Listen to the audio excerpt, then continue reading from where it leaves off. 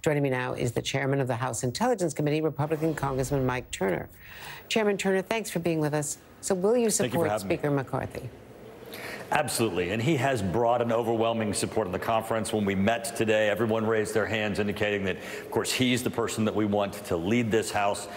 This is a small group of individuals who wanted to shut down the government that would have achieved nothing.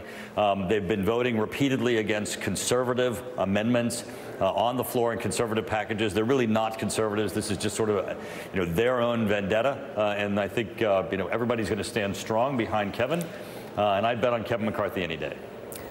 But he doesn't have enough Republican votes. According to all the head counting, the whip count is there are at least 7 against him. So he needs some Democrats, and the Democrats seem to be organizing today against him. They have very strong feelings.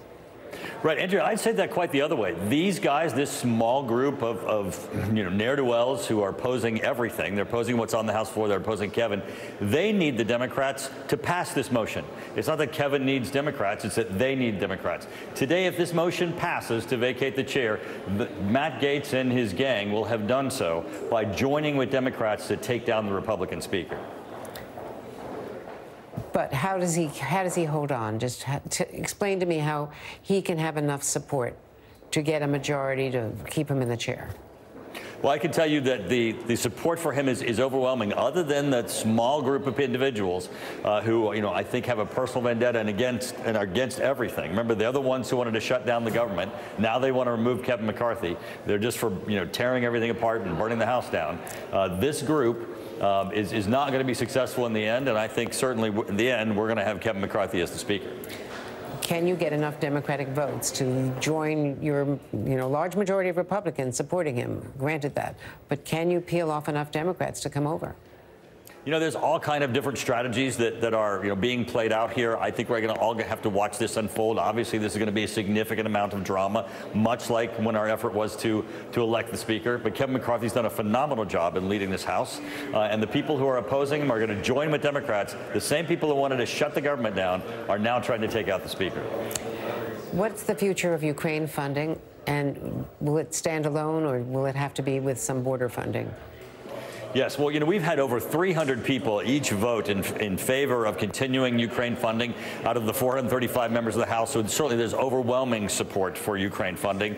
Certainly, I think this administration has been incredibly neglectful of the border. You see the videos on every channel of your news of thousands coming to millions of people who've been allowed to cross the border. This needs to be addressed. I think they should be addressed at the same time. There's no reason not to address the border immediately, and we have to take care of Ukraine funding immediately. I think these will move together. What if the Speaker is deposed, and what if you have an interim Speaker and no real power behind it? Could the Ukraine funding be in jeopardy, as well as coming up with long-term funding after the 45 days run out? Well, I think things are definitely going to be difficult around here for a while. But at the same time, overwhelmingly, you have support in the House for these measures, 300 out of 435. So I think what you're going to see here is that there's going to be, as we go through the interim, there's going to be some real difficulty in getting things done. But in the end, the majority will prevail, and we'll get this work done.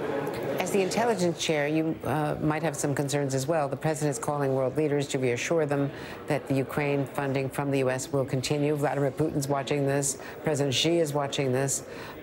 What's the impact on our foreign policy? Well, this certainly is very detrimental to Ukraine, because Putin hears this more than Biden does. A lot of the people who voted no on me told me that the president is the failure here. The president needs to articulate a plan, a strategy. They need to tell the American public how we're going to win and be able to share that with Congress. We haven't heard a lot out of the administration. Unfortunately, Putin does hear this, but I can tell you that overwhelmingly in the House there is strong support for Ukraine funding, and in the end we will get funding to Ukraine. Well, thank you very much, Congressman Mike Turner, the chairman of the House Intelligence Committee. We thank you very much for that. Thank you.